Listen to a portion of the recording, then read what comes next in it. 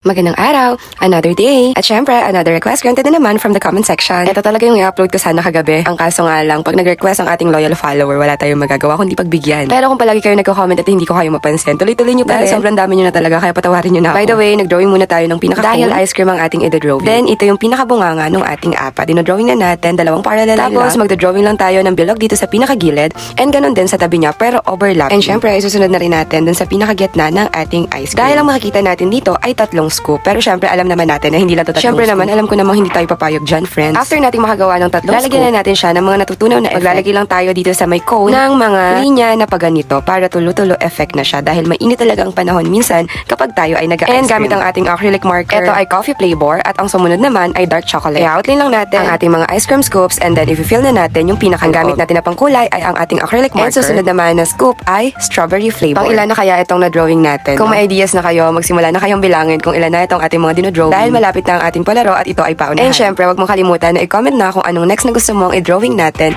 para mas mapadali natin ang iyong pagdadrawing. And sa apa naman, dark brown din yung i-color natin dahil ito yung matamis na apa. Dahan-dahan lang tayo sa details na ito kasi ito yung may mga tulo-tulo and syempre, ayaw nating matakloban niya. After noon, tuloy na natin dun sa pinaka-baba para makagawa na tayo ng cone and syempre, i-fill na natin ng color na ating acrylic marker. Sobrang bilis lang gamitin ng acrylic marker natin kasi napaka-pigmented and sobrang kapal ng kanyang tip na brush tip. Kayang-kaya natin siyang i-control. Next naman, gamit itong ating outline pen, i-outline na natin isa-isa itong mga ice cream scoops hanggang dun sa mga tulo-tulo effect niya. Syempre, ginagawa natin to para magkaroon ng buhay ang ating mga drawing. Next, ay ilalagay na natin ang apa. Tingnan nyo dito sa ating dark chocolate na ice cream at saka sa apa, medyo magkalapit siya ng kulay. Pero dahil nag-outline tayo, mas madali nating ma-identify. And gagawa na rin natin ng details ang ating apa. And syempre, friend, ano nang next?